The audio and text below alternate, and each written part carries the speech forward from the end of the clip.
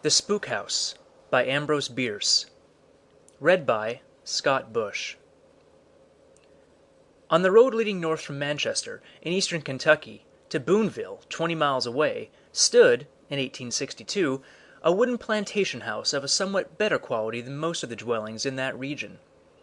The house was destroyed by a fire in the year following, probably by some stragglers from the retreating column of General George W. Morgan when he was driven from Cumberland Gap to the Ohio River by General Kirby Smith. At the time of its destruction, it had, for 4 or 5 years, been vacant. The fields about it were overgrown with brambles, the fences gone, even the few negro quarters and outhouses generally, fallen partly into ruin by neglect and pillage. For the negroes and poor whites of the vicinity found in the building and fences an abundant supply of fuel, of which they availed themselves without hesitation, openly and by daylight. By daylight alone. After nightfall, no human being except passing strangers ever went near the place. It was known as the Spook House. That it was tenanted by evil spirits, visible, audible, and active, no one in all that region doubted it any more than he doubted what he was told of Sundays by the traveling preacher. Its owner's opinion of the matter was unknown. He and his family had disappeared one night, and no trace of them had ever been found. They left everything: household goods, clothing, provisions, the horses in the stable, the cows in the field, the negroes in the quarters. As it all stood, nothing was missing, except a man, a woman, 3 girls, a boy, and a babe. It was not altogether surprising that a plantation where 7 human beings could simultaneously be effaced and nobody the wiser should be under some suspicion. One night in June, 1859, 2 citizens of Frankfort, Colonel J. C. McArdle, a lawyer, and Judge Myron Vey of the state militia, were driving from Boonville to Manchester.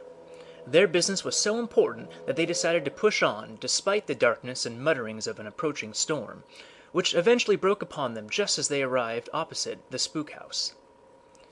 The lightning was so incessant that they easily found their way through the gateway into a shed, where they hitched and unharnessed their team. They then went to the house, through the rain, and knocked at all the doors without getting any response.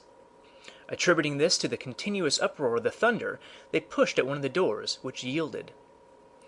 They entered without further ceremony and closed the door. That instant they were in darkness and silence. Not a gleam of the lightning's unceasing blaze penetrated the windows or crevices. Not a whisper of the awful tumult without reached them there. It was as if they had suddenly been stricken blind and deaf, and McArdle afterwards said that for a moment he believed himself to have been killed by a stroke of lightning as he crossed the threshold. The rest of this adventure can as well be related in his own words from the Frankfort Advocate of August 6, 1876. When I had somewhat recovered from the dazzling effect of the transition from uproar to silence, my first impulse was to reopen the door which I had closed, and from the knob of which I was not conscious of having removed my hand. I felt it distinctly, still in the clasp of my fingers. My notion was to ascertain by stepping again into the storm whether I had been deprived of sight and hearing. I turned the doorknob and pulled open the door. It led into another room. This apartment was suffused with a faint greenish light, the source of which I could not determine, making everything distinctly visible, though nothing was sharply defined. Everything, I say, but in truth the only objects within the blank stone walls of that room were human corpses. In number they were perhaps 8 or 10. It may well be understood that I did not truly count them. They were of different ages, or rather sizes, from infancy up, and of both sexes. All were prostrate on the floor, except one, apparently a young woman, who sat up, her back supported by an angle of the wall. A babe was clasped in the arms of the older woman. A half-grown lad lay face downward across the legs of a full-bearded man. One of the 2 was nearly naked, and the hand of a young girl held the fragment of a gown which she had torn open at the breast. The bodies were in various stages of decay, all greatly shrunken in face and figure. Some of them were little more than skeletons.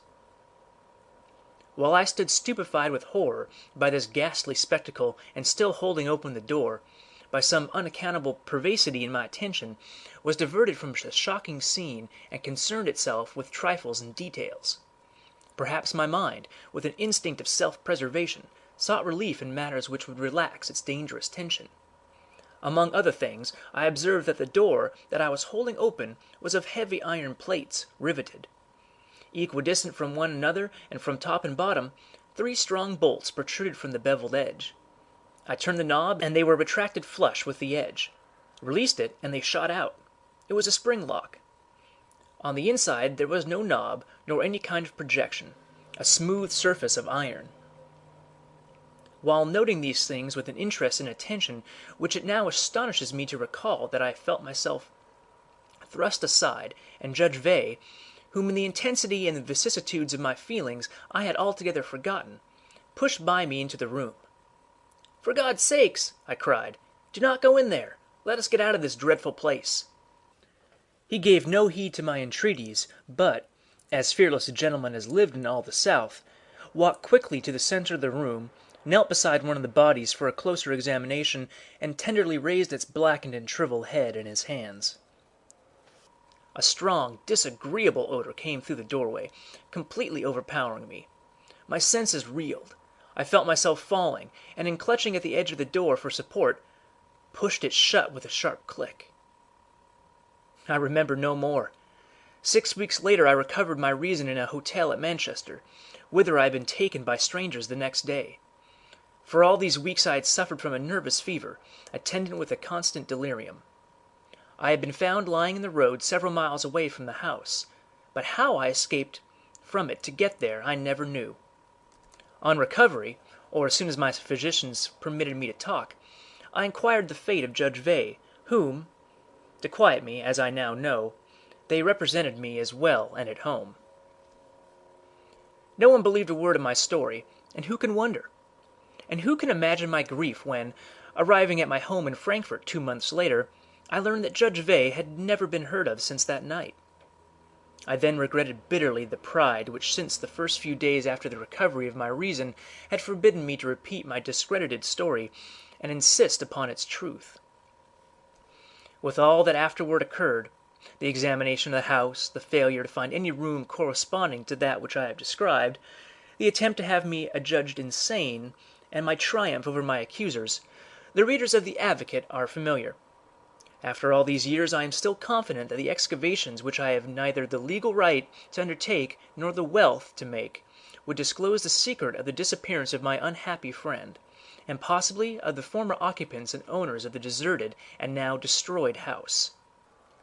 I do not despair of yet bringing about such a search, and it is a source of deep grief to me that it has been delayed by the undeserved hostility and unwise incredulity of the family and friends of the late Judge Veigh. Colonel McArdle died in Frankfort on the 13th day of December in the year 1879. End of The Spook House by Ambrose Bierce, read by Scott Bush.